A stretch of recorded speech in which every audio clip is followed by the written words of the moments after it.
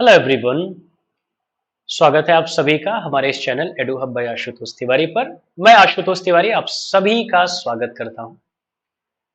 आज के सेशन में हम लोग विलियम शेक्सपियर के सोनेट 29 के बारे में पढ़ेंगे। कंप्लीट एनालिसिस करेंगे सोनेट 29 का। व्हेन इन डिसग्रेस इसका टाइटल है सोनेट 29 का। आपको पता है कि विलियम शेक्सपियर के जितने भी सोनेट हैं, कितने सोनेट हैं? 154 सोनेट्स है ना। 154 सोनेट्स में से टोटल सोनेट 1609 में टॉमस थोरपे द्वारा पब्लिश किए गए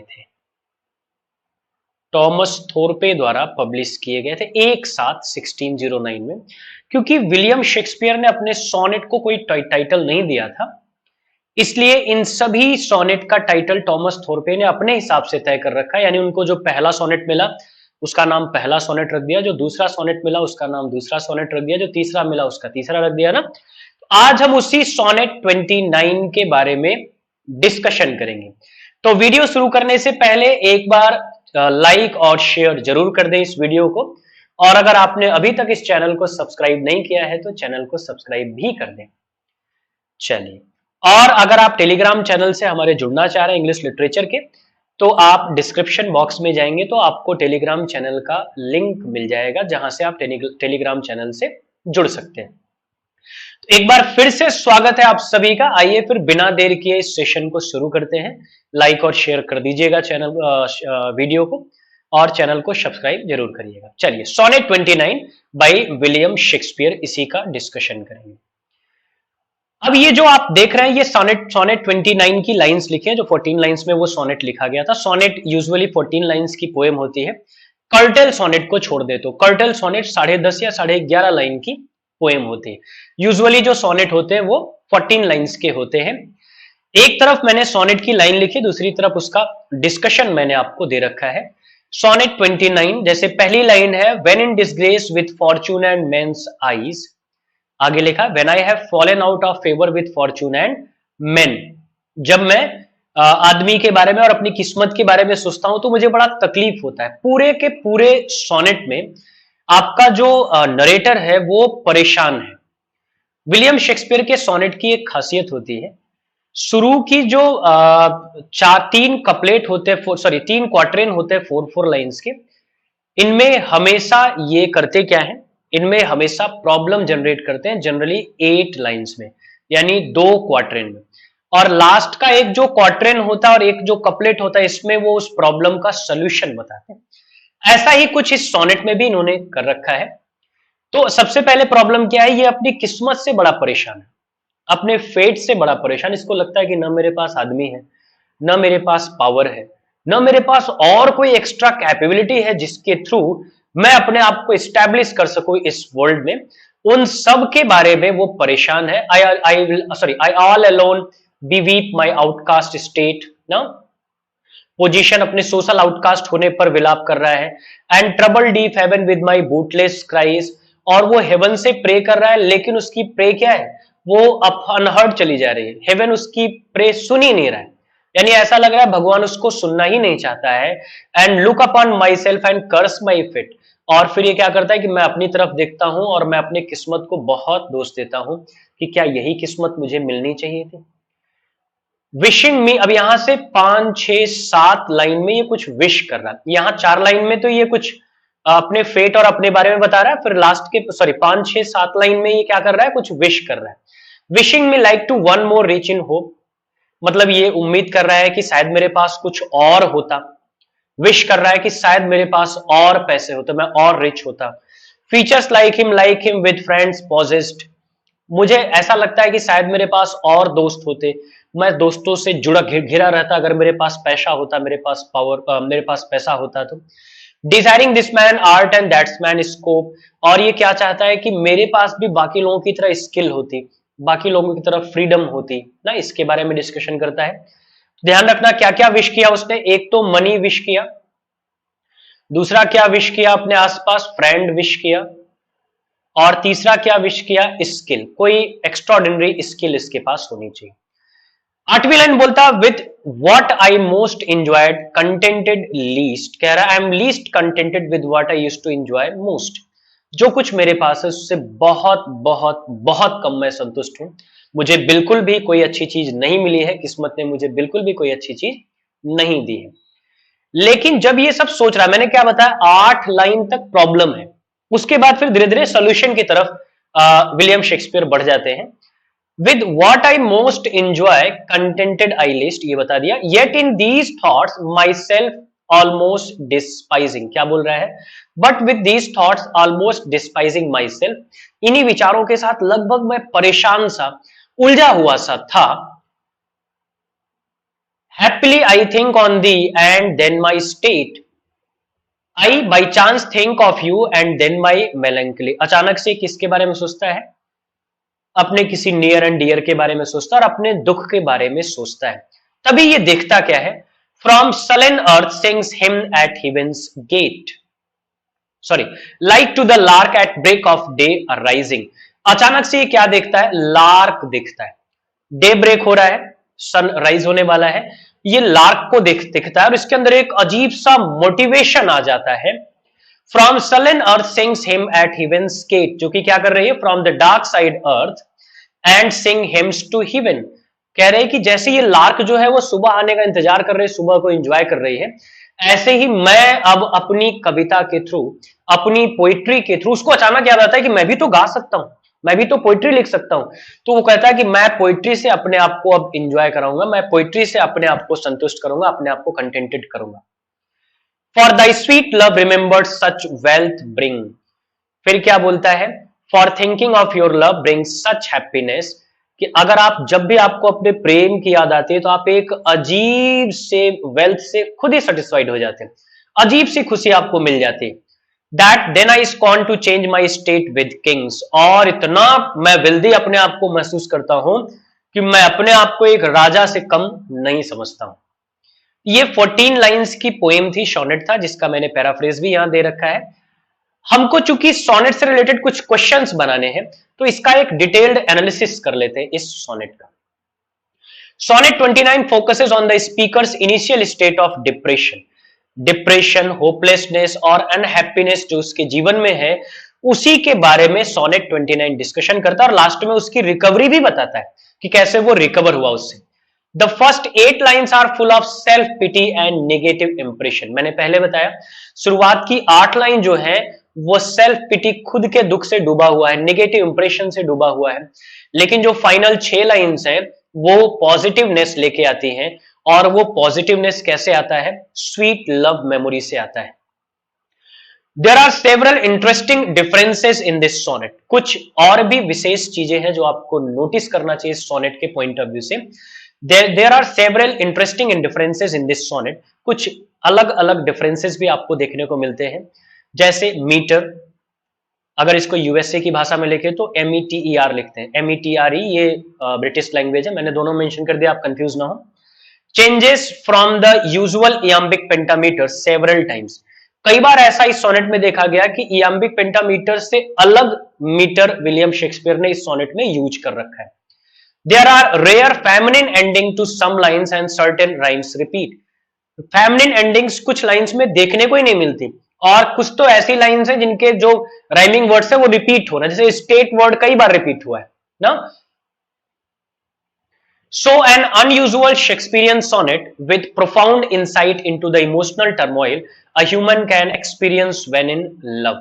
विलियम शेक्सपियर के जैसे और सोनेट होते थे, ठीक वैसा ही ये भी सोनेट बहुत सारे इमोशंस के साथ डील करता है, और एक human being experience of love फील कर सकता है विलियम शेक्सपियर के सोनेट के through.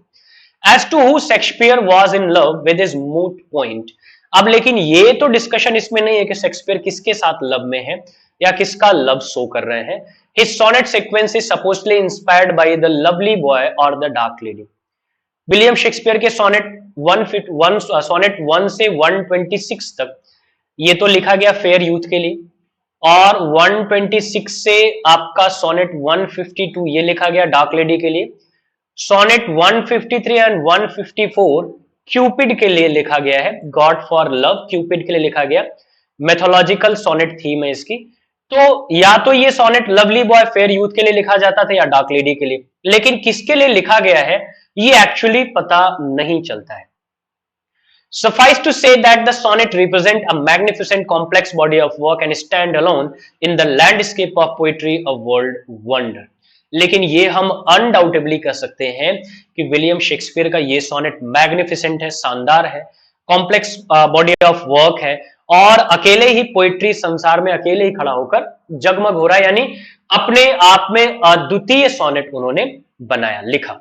Sonnet 29 speaks to all those who have felt that they are worthless or overshadowed by others, then deemed to be superior, but who can overcome dark feelings by thinking of someone they love who loves them in return। William Shakespeare का जो sonnet 29 है ये उन लोगों के लिए एक motivation का काम करेगा जो हमेशा सोचते हैं ना, अरे दुनिया में मैं बोझ बनने आया हूं यार, मेरा कोई सॉरी मेरी कोई उपयोगिता ही नहीं, मुझे कोई मानता ही नहीं, कोई प्यार ही नहीं करता, मेरे कोई दोस्त नहीं, मेरी जेब में पैसा नहीं। उनके लिए एक मोटिवेशन का काम करता है कि अगर आप किसी पर भी स्टिक है, आपका लव स्टिक है, आपको एक पॉजिटिव मोटिवेशन हमेशा मिलती रहेगी। ओरिजिनली विलियम शेक्सपियर के सोनेट को देखें तो ये प्रिंटिंग है विलियम शेक्सपियर के ओरिजिनल सोनेट की, ये प्रिंटिंग है जो आपके सामने मैंने प्रेजेंट की, जो 1609 में टॉमस थोरपे के द्वारा पब्लिश किया गया था। अब बात कर ले राइम स्कीम के एनालिसिस की सोनेट 29 के। Sonnet 29 is a 14 line Shakespearean और इंग्लिश सोनेट, क्योंकि शेक्सपियरियन सोनेट को हम इंग्लिश सोनेट के नाम से भी जानते हैं, विद अ टर्न और वोल्टा आफ्टर 8 लाइन्स। पहले 8 लाइन्स में प्रॉब्लम होती है ना, उसके बाद फिर लास्ट की जो 6 लाइन होती है उसमें हम क्या करते हैं, सोल्यूशन प्रोवाइड कराते हैं। विलियम शेक्सपियर के सोनेट का ये पैटर्न होता था, लेकिन ये जो सोनेट है थोड़ा सा डिफरेंट है बाकी शेक्सपियरियन सोनेट से, क्योंकि कुछ क्रिटिक, कुछ स्कॉलर्स ऐसा मानते हैं कि इसमें 3 पार्ट है, 2 पार्ट नहीं, इसमें 3 पार्ट है। 3 पार्ट कौन से हैं, जो कि ट्रेडिशनल में हमेशा 2 होते थे, इसमें 3 है। पहली जो 8 लाइन्स है वो विलियम शेक्सपियर के स्पीकर की डार्कर साइड दिखाती है, प्रॉब्लम दिखाती है, लेकिन जो 9 एंड 10th लाइन है वो एक सटल चेंज दिखाती है टोन में, अचानक से टोन चेंज होती है, यानी सोल्यूशन नहीं है, टोन चेंज होती हुई दिखाई देती है। और फिर लाइन 11 to 14 कंक्लूजन दिखाती है, पॉजिटिव आउटलुक प्रेजेंट करती है, ऐसा कुछ क्रिटिक मानते हैं इस सोनेट के बारे में। राइम स्कीम की बात करें तो यूजुअल जो राइम स्कीम होती है विलियम शेक्सपियर के सोनेट की, वो एक्चुअली होती है A B C D E F G G, लेकिन इस सोनेट में आपको ए बी मिलेगा, सी डी मिलेगा, लेकिन ई एफ की जगह ई बी मिलेगा, यानी दूसरी और चौथी लाइन आपकी रिपीट होती है, यानी सेम टोन के साथ, सेम राइम स्कीम के साथ है, लास्ट में एफ आपको मिलता है, जी का कहीं जिक्र नहीं है, क्योंकि so this variant occurs in line 10 and 12, 10 और 12 लाइन में आता है। कैसे आता है, ये 10 लाइन, ये 12 लाइन में, जहां पर स्टेट और गेट जो है वो 2 और 4 लाइन के स्टेट और फेट से मैच करता है ना। लाइन 10 में लास्ट में स्टेट है जो कि लाइन 2 के स्टेट से मैच करता है, लाइन 12 में लास्ट में गेट है जो कि लाइन 4 के फेट से मैच करता है, इसलिए हम ये राइम स्कीम प्रेफर कर सकते हैं इस शेक्सपियरियन सोनेट के लिए। ये याद रखना, ये एग्जाम में आने वाले पॉइंट है। It is interesting to note that the word state turns up 3 times, 3 बार स्टेट वर्ड आया है और तीनों बार इसका इंपॉर्टेंस अलग अलग है, तीनों बार इसकी मीनिंग स्पीकर ने अलग अलग रखी है ना। जैसे पोजीशन, मैटेरियल ओनरशिप ना, लाइकन टू अ किंग्स, एक बार किंग से करता है, एक बार अपनी पोजीशन बताता है, एक बार सोसाइटी में पोजीशन बताता है, तीनों बार उसकी मीनिंग अलग अलग है, ये भी आप ध्यान रखेंगे। एक चीज जो इंपॉर्टेंट, जो मैंने आपको बताया ध्यान रखना है, A B C D E B F, ये राइम स्कीम इसमें यूज की गई है, जबकि यूजुअल राइम स्कीम क्या होती है विलियम शेक्सपियर की, ये मैंने मेंशन कर रखा है। नोटिस करने वाली चीज ये ध्यान रखिएगा। क्लियर है यहां तक? होप समझ में आ रहा है आपको। सेशन पसंद आएगा लाइक और शेयर करिएगा, और अगर आपने चैनल अभी तक सब्सक्राइब नहीं किया है तो चैनल सब्सक्राइब जरूर कर लीजिएगा।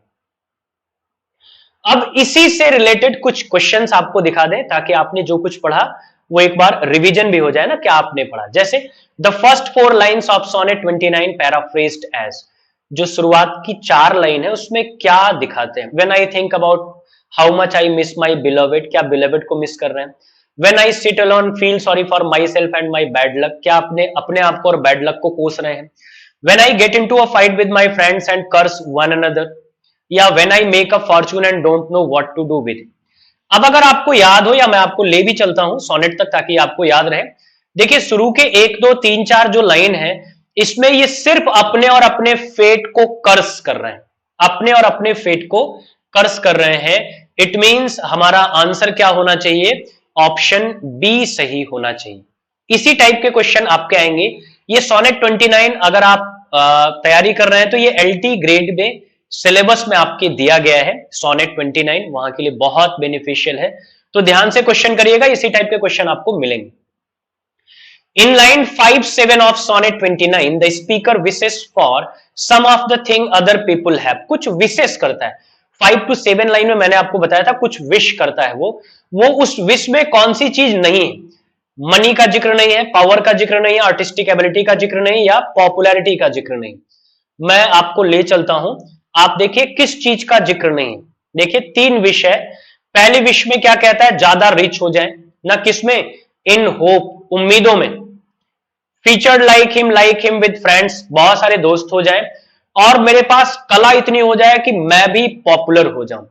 तो क्या उसको चाहिए, कौन सी चीज उसको, कौन सी चीज उसको नहीं चाहिए, कौन सी चीज वो नहीं, एक तो उम्मीदों से रिच, दूसरा पैसे से भी रिच, दूसरा आपका बोल रहा है कि फ्रेंड्स के पास बहुत, और तीसरा बोल रहा है आर्टिस्टिक एबिलिटी उसके अंदर हो जाए। तो इनमें से कौन सी चीज है जो वो नहीं मांगता है, बिल्कुल सही है, वो पावर नहीं मांगता है। वो पावर की डिमांड नहीं करता है कि मैं किसी पर शासन करूं। The speaker rouses himself out of his sadness by, कैसे स्पीकर अपने आप को सैडनेस से बाहर लेके आता है, remembering that he is able to write fine poetry, recalling good times he has had with friend, summoning his family around the fire, या thinking of the person he loves. कैसे वो अपने दुख से बाहर आता है, तो आपने देखा लास्ट की 12 और 13 और 14 लाइन में हमने चर्चा किया कि उनको तुरंत अपने लव बिलवेड की याद आती है, और फिर वहां से वो रिकवर होना शुरू हो जाते हैं। In the line 10 to 12 the speaker compares a bird at day break to his, किससे कंपेयर करते हैं, लार्क एक बर्ड उनको दिखती है, वो किससे कंपेयर करते हैं, बिलवेड से, बॉडी से, मूड से, या पोइट्री से। लार्क को किससे वो कंपेयर करते हैं, लार्क को किससे कंपेयर करते हैं, बिल्कुल सही आंसर है पोइट्री से। उनको तुरंत याद आता है कि मैं भी तो फिर पोइट्री लिख सकता हूं, मैं भी तो पोएम लिखूंगा ना, मैं भी तो, मेरे पास भी तो ये टैलेंट है, मैं भी तो पोइट्री कर सकता हूं। तो ऑप्शन डी आपका सही होगा। Sonnet 29 concludes with the feeling of, अब मैंने आपको पूरा सोनेट बताया, आप मुझे ये बताएं कि सोनेट 29 किस फीलिंग से कंक्लूड करता है, किस फीलिंग से अंत करता है। क्या जेलेसी की फीलिंग से, डाउट की फीलिंग से, डूम की फीलिंग से, या हैप्पीनेस की फीलिंग से। बिल्कुल सही आंसर है हैप्पीनेस की फीलिंग से, क्योंकि लास्ट में पॉजिटिव होप मिल जाती है ना, तो हैप्पीनेस की फीलिंग से वो अंत करते हैं इस सोनेट का। तो होप आपको ये सेशन आज का पसंद आया होगा, और अगर आपको सेशन पसंद आया है तो जाने से पहले लाइक और शेयर जरूर करके जाइएगा, और चैनल अगर आपने अभी भी सब्सक्राइब नहीं किया तो सब्सक्राइब जरूर करिएगा। और अगर आप हमारे टेलीग्राम चैनल से जुड़ना चाह रहे हैं तो डिस्क्रिप्शन बॉक्स में जाएंगे, आपको टेलीग्राम चैनल का लिंक मिल जाएगा। अगले सेशन में फिर मिलेंगे कुछ और इंपॉर्टेंट जानकारी के साथ। आप भी जुड़िए, अपने दोस्तों को भी जोड़िए, क्योंकि वैल्यूएबल जानकारी आपके एग्जाम से रिलेटेड इसी चैनल पर आपको प्रोवाइड कराई जाएंगी। आज के लिए विदा लेते हैं इस सेशन से। Thank you so much, best of luck.